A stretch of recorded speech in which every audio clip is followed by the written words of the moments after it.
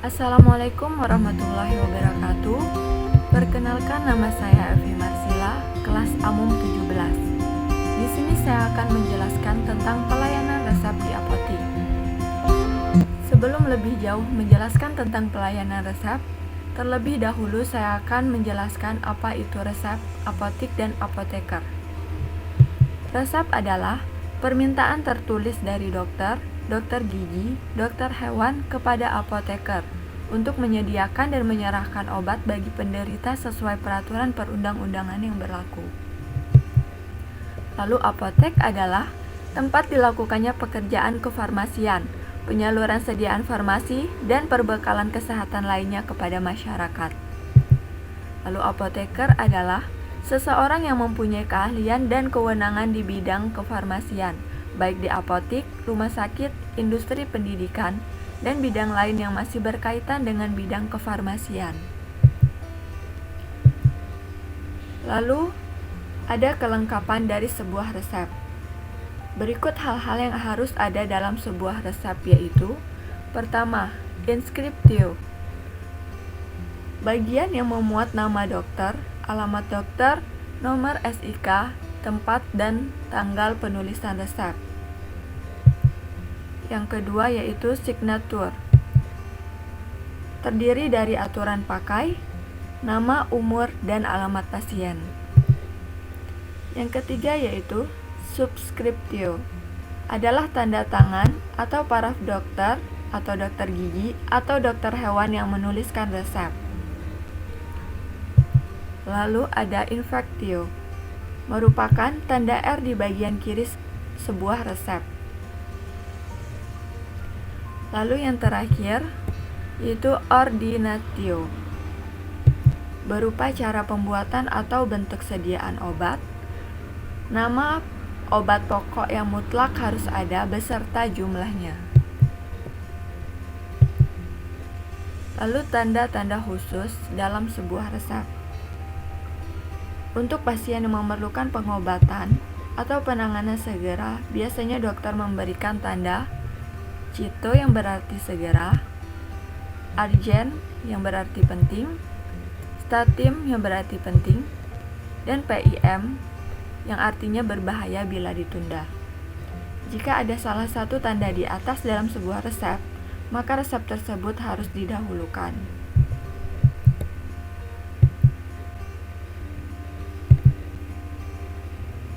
Selanjutnya ada kopi resep.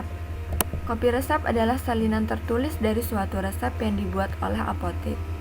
Istilah lain dari resep ialah apograf, exemplum, atau abscript.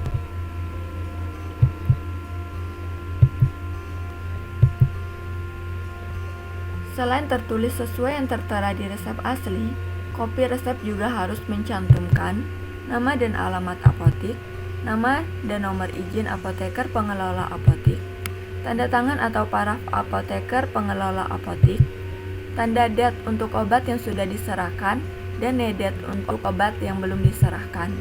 Lalu yang terakhir, nomor resep dan tanggal pembuatan resep. Berikut hal-hal yang menjadi penyebab timbulnya sebuah kopi resep, yaitu obat yang belum terlayani karena obat tersebut stoknya habis, obat dengan tanda iter atau iterati yang artinya diulang, yang digunakan untuk mengambil obat dengan dosis yang sama. Lalu obat yang tidak diambil atau diambil sebagian karena permintaan pasien. Berikut alur pelayanan resep di apotik. Pertama, resep datang. Ketika ada pasien datang membawa resep, maka pihak apotik menyambut pasien dan mempersilakan pasien untuk menunggu sebentar. Yang kedua yaitu screening resep. Selanjutnya, pihak apotik memberikan resep kepada petugas penyekringin resep untuk segera melakukan screening resep. Screening resep terdiri dari screening administratif, berguna untuk menghindari kesalahan penulisan resep maupun pemalsuan resep dengan menganalisis komponen yang ada dalam resep. Yang kedua yaitu screening farmaseutis, menyesuaikan obat dengan kondisi pasien. Yang terakhir yaitu screening klinis, menganalisis tentang kesesuaian dosis, efek samping, cara pemakaian obat, dan hal lain yang memungkinkan dapat memberikan efek pada pasien. Lalu pemberian harga. Pihak apotik mengajukan obat dengan jenis, jumlah item, dan harga sesuai kemampuan pasien. Lalu penyiapan atau peracikan obat. Setelah pasien setuju dengan harga yang diberikan, maka akan segera dilakukan penyiapan atau peracikan obat. Tahap yang dilakukan pada penyiapan atau peracikan obat antara lain penyiapan atau peracikan dan penyerahan obat ke pasien. Lalu pemberian informasi, edukasi, dan konseling. Apoteker harus memberikan informasi yang benar, jelas dan mudah dimengerti, akurat, tidak bias, etis, dan bijaksana. Juga terkini kepada pasien. Apoteker juga harus memberikan konseling mengenai sediaan farmasi, pengobatan, dan perbekalan kesehatan lainnya. Lalu yang terakhir, monitoring penggunaan obat. Ini lebih dikhususkan untuk pasien-pasien yang mempunyai penyakit kronis seperti DM, antihipertensi, dan lain-lain. Pelayanan resep narkotika berbeda dengan obat biasa, karena narkotika merupakan obat keras yang tidak bisa digunakan secara sembarangan. Berikut pelayanan resep narkotika di sebuah apotik. Pertama, resep harus di-screening terlebih dahulu, dengan memperhatikan bahwa resep harus resep asli, bukan kopi resep. Ada nama penderita dan alamat lengkapnya, tidak boleh ada tulisan ITER, yang artinya dapat diulang. Aturan pakai yang jelas dan tidak boleh ada tulisan UC, yang artinya cara pakai diketahui. Kedua, diberi garis bawah tinta merah. Lalu, resep yang mengandung narkotika tidak boleh diulang, tetapi harus dibuat resep baru. Resep yang mengandung narkotika harus disimpan terpisah dari resep yang lainnya. Jika pasien hanya meminta setengah obat narkotika yang diresepkan, maka diperbolehkan untuk dibuatkan kopi resep dengan syarat hanya dapat ditebus di apotik yang menyimpan resep aslinya, tidak boleh di apotik lain.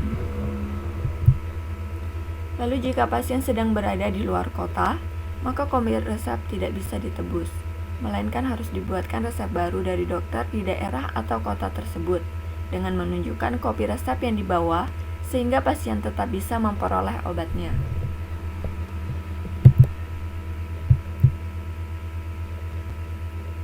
Pelayanan resep psikotropika juga tidak bisa sembarangan.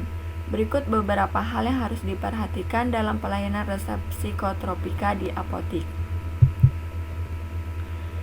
Yang pertama, apotek hanya melayani resep psikotropika dari resep asli atau salinan resep yang dibuat sendiri oleh apotik yang obatnya belum diambil sama sekali atau baru diambil sebagian. Lalu, apotik tidak melayani pembelian obat psikotropika tanpa resep atau kopi resep yang ditulis oleh apotik lain.